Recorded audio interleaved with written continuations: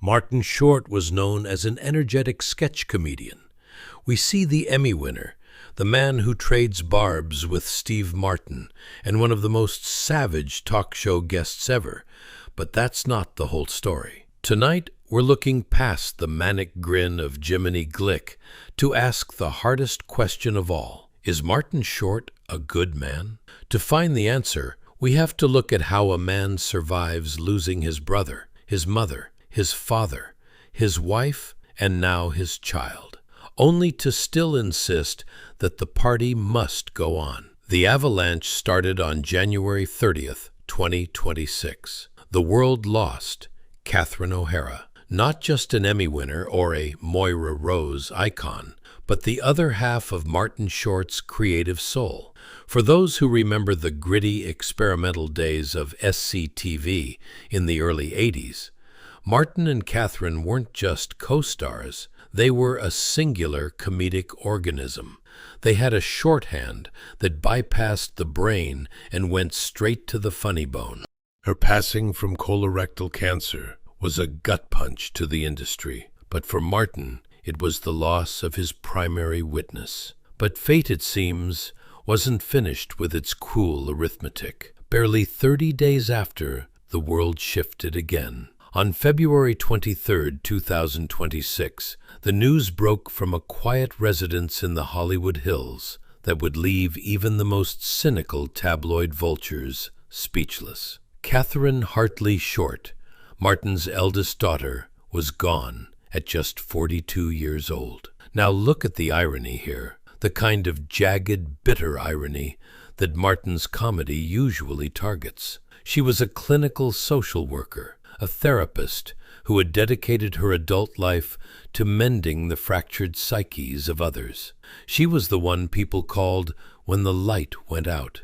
Yet on that Tuesday morning, she chose to surrender to a darkness of her own. The reports of a self-inflicted gunshot wound were a staggering contrast to the woman who was remembered for bringing light and joy to everyone she treated. Martin Short issued a statement that no father should ever have to draft. The Short family is devastated by this loss and asks for privacy at this time. He did what good men do in a crisis. He didn't make it about his career. He didn't lean into the drama for a very special episode of a talk show. He canceled his performances, stepped out of the blinding glare of the spotlight, and pulled his two surviving sons, Oliver and Henry, close to his chest. People looked at the man who had played Clifford with such manic, boyish glee and wondered, how is he still standing? To understand the man who stood as a shield for his family in 2026, you have to look at the anchor he lost in August 2010. Nancy wasn't just the wife of a comedian. She was the heartbeat of the Short household, the only person who could truly match Martin's rubber band energy with a grounded, sharp-witted elegance of her own. They met in 1972 on the set of Godspell, back when the world was young and they were just two kids in Toronto trying to find the light. Nancy was the star then, and Martin was the admirer. They married in 1980, beginning a 36-year journey that Martin describes not as a struggle, but as a triumph. He's been brutally honest about his own character, famously saying that if he hadn't found Nancy, he would have been divorced 5 times. He wasn't interested in the Hollywood game of pretending. He needed someone real. And in Nancy Dolman, he found a woman who made the party feel like it was never going to end. But in 2010, the music was replaced by the cold, clinical reality of ovarian cancer. This is where the world truly began to see the good man beneath the Jiminy Glick makeup.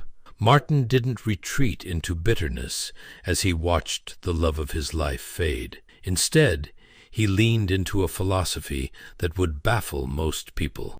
In his memoir, I must say, he recounts a moment that perfectly captures his soul. The night before Nancy passed away, Martin was sitting in a jacuzzi with his son, Henry. The air was thick with the impending loss, a grief so heavy it felt like it could swallow them both. But Martin looked at his boy and said, "This is the weirdest night for you, because it's the worst night of your life, and yet you're being empowered." Think about that for a second. In the absolute depths of his own heartbreak, Martin's instinct wasn't to mourn, it was to mentor. He was teaching his children that the sun would still rise, that the pain they were feeling was proof of the immense love they had been lucky enough to share. He viewed the tragedy not as a defeat, but as a gift of insight into what life actually is. He told his son that they were being empowered by the experience of loving someone so much that losing them felt like an apocalypse. Following Nancy's death, the industry expected a comeback or a rebound, but Martin remained fiercely loyal to a ghost. He famously told friends not to set him up, admitting that while he wasn't a monk, Nancy was simply a tough act to follow. He once remarked, with a quiet, devastating sincerity, "I'm still married." For Martin, the physical absence of his wife didn't mean the end of the conversation. He continues to talk to her in his mind, checking in with her spirit before making big decisions. That level of devotion, especially in a business built on the next big thing, is what defines him. The tragedy of the 2000s didn't end with Nancy either. The loss of his wife seemed to open a floodgate of goodbyes. In 2012, his dear friend Nora Ephron, the brilliant mind behind When Harry Met Sally, was taken by leukemia. Nora was the mental support for the entire Short family, and Martin was the one requested to be the first speaker at her memorial.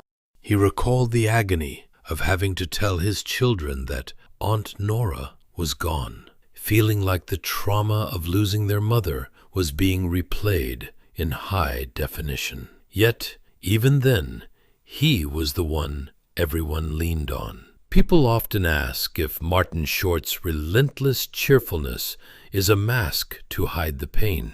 But those of us who have followed him for decades know it's the exact opposite. His humor isn't a cover-up, it's a tribute. He refuses to be a victim of his circumstances. He truly believes that because he had such a solid foundation of love with Nancy, the tragedy didn't throw him sideways. He chose to be empowered. He chose to keep the party going, not because he was forgetting Nancy, but because he knew that's exactly what she would have wanted. As we look at his career through the lens of this profound loyalty, we start to see that his eclectic array of work was never about the fame. It was about providing for the family he was so determined to keep together. But to find the roots of this incredible resilience, we have to travel even further back, to a silent house in Hamilton, where a younger Martin was already learning how to bury his heroes. By the time the mid-90s arrived, the Hollywood machine was trying its best to figure out where to slot a man like Martin Short. He was a chameleon who refused to blend in, a vaudevillian trapped in the era of the high-concept blockbuster. But while the world was watching him play a 10-year-old boy in the 1994 cult oddity Clifford, a performance that defied every law of biology and logic, Martin was quietly navigating a circle of grief that the cameras never captured. Long before he was the elder statesman of comedy, Martin was part of the legendary SCTV troupe, a group of Canadian misfits who practically reinvented television humor. Among them was John Candy, a man whose heart was as oversized as his talent. When John passed away suddenly from a heart attack in 1994 while filming in Mexico, the shockwaves nearly dismantled that tight-knit circle.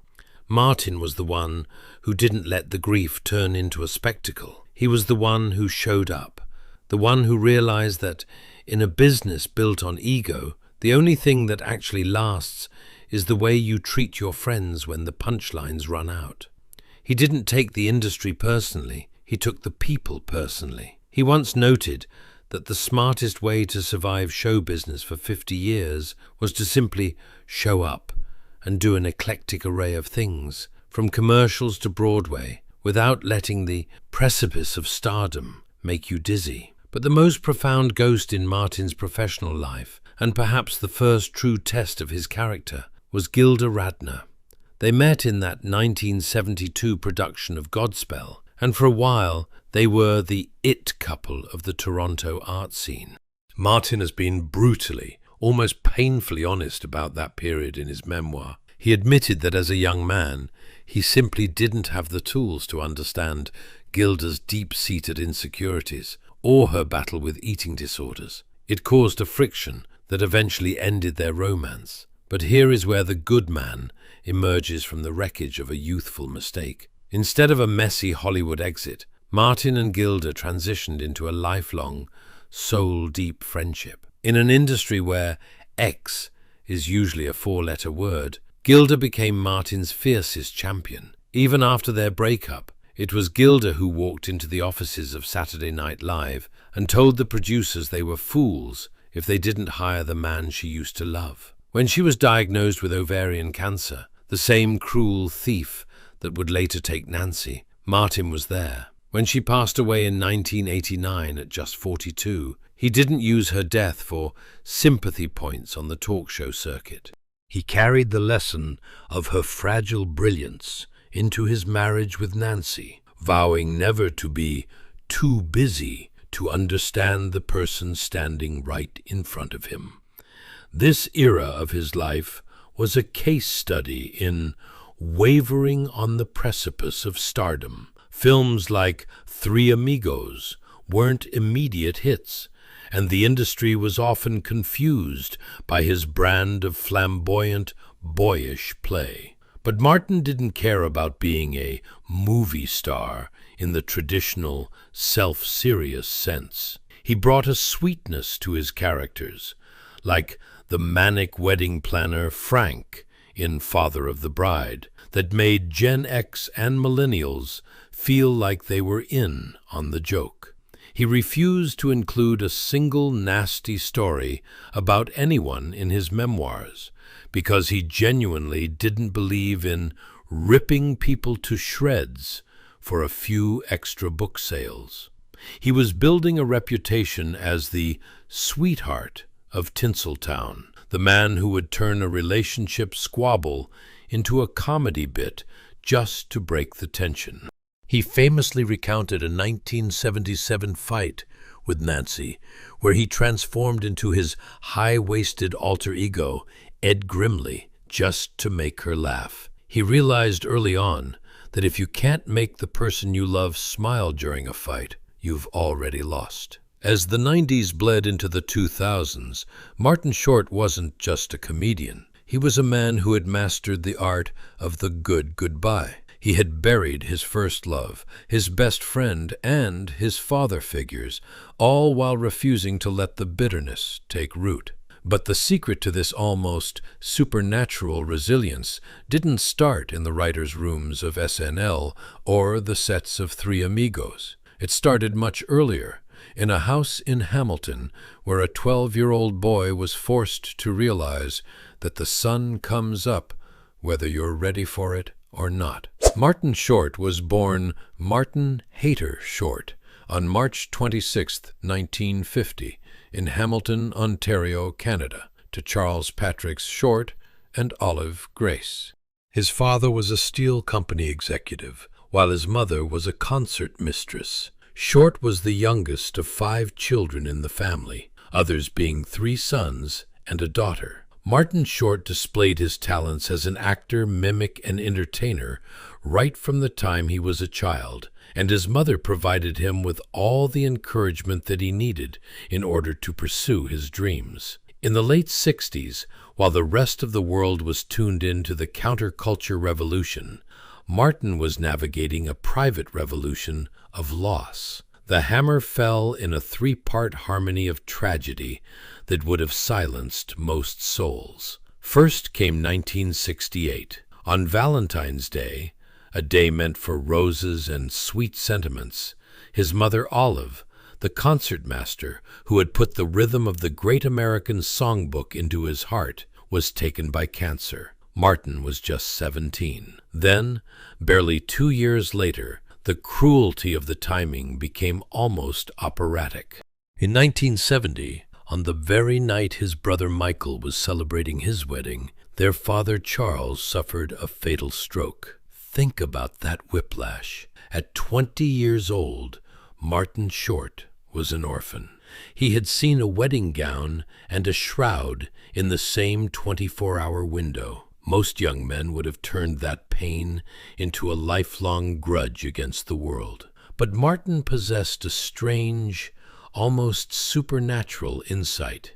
He began to view this heartbreaking trifecta not as a curse, but as a gift of sorts. He realized early on that you are either empowered by your situation or you become a victim of it. He chose power. He chose to believe that since the worst had already happened, he was now free to pursue the light. But the original scar, the one that started the arithmetic of joy, goes back even further to 1962.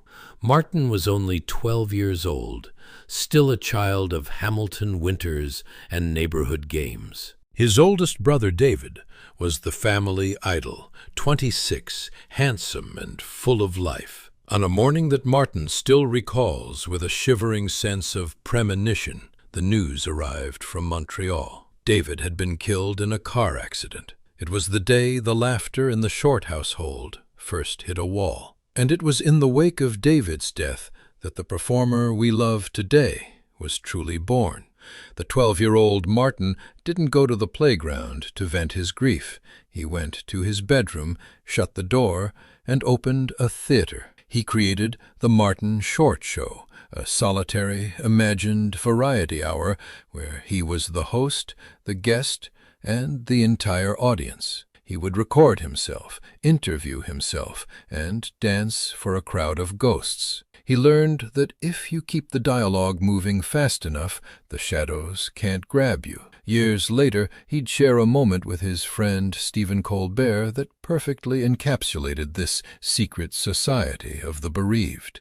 Colbert had gone particularly far with some biting material at a White House Correspondents' Dinner, and Martin asked him, "Weren't you scared?" Colbert replied, "When I was 12, my father and 2 brothers were killed in a plane crash together. That day, I was scared." Martin looked at him and simply thought, "I know from what you speak." That is the foundation of the good man we see today. Martin Short isn't kind because he's had an easy life. He's kind because he knows exactly how much a human heart can break before it shatters. His flamboyance and his boyish play are a tribute to the family he lost, a way of keeping the Short family humor alive long after the chairs in the dining room went empty. He realized that the smartest way to be in this world is not to take the tragedies personally. You show up, you do an eclectic array of things, and you remain a sweetheart because tension is a waste of a life that was stolen from others too soon. He didn't use humor to cover the pain. He used it to honor the fact that the sun still rises. Is Martin Short a good man? If you want the real verdict, don't look at the shelves of awards. Look at the people who stay. In an industry where friendships usually last as long as a movie's opening weekend, Martin Short has built a brotherhood that is practically biblical. Think about the legendary colonoscopy parties he's hosted with Steve Martin, Tom Hanks, and producer Walter Parks. It sounds like a punchline, doesn't it? A group of Hollywood titans gathering for a night of clearing their bowels and playing poker before a medical procedure. But look past the Jackson Pollock bathroom jokes Martin loves to tell, and you see something rare: intimacy. You see men who have reached the absolute summit of fame, but still trust each other enough to be vulnerable, lopsided, and human. Steve Martin famously said that if he's planning a dinner and Martin Short can't make it, he just cancels the whole damn party. That isn't just about being funny. That's about being the soul of the room. The most telling evidence, however, lies in what Martin doesn't do. We live in an era of the scorched earth memoir, where stars claw back at their rivals for a few extra weeks on the bestseller list. But when Martin sat down to write I Must Say, he didn't include a single nasty story, not a hint of a grudge. He's spent 50 years in the trenches of show business and claims he's never worked with a horrible person. In 2026, as he navigates the unimaginable debris of Katherine's passing, we see the final, most painful proof of his character. A man who spent his life keeping the party going has finally stepped into the wings. He canceled his shows, not out of defeat, but out of a father's profound duty to his surviving sons, Oliver and Henry. He has spent 75 years transmuting tragedy into joy. But even a legend knows when it's time to simply sit in the dark and honor the loss. So, is he a good man? He's more than that. He's a man who looked at a graveyard at age 12, age 17, age 20, and age 60, and decided that the only way to honor the dead was to be vibrantly, unapologetically kind to the living. He is a man who still talks to his wife in his mind because he knows a great love doesn't end just because the heart stops beating. Martin Short's life is a masterclass in resilience, a reminder that you can be shattered and still be the one who mends the spirits of everyone else in the building. He didn't use humor to cover his pain. He used it as a lighthouse. And in 2026, that light is still burning, even if it's a little dimmer tonight. If this trip through Martin's tragedies and triumphs touched that part of you that's also survived a few storms, give this video a thumbs up. It's how we keep the lights on here. And if you're the kind of person who values the soul behind the screen, make sure to subscribe. We're here to tell the stories of the stars we love, not just the ones the tabloids feed us. Now, I want to hear from you. Is there a Martin Short in your own life? Someone who keeps laughing even when the world is heavy? Tell me about them in the comments. Let's remember together that the sun always comes up. Until next time, be well and be kind.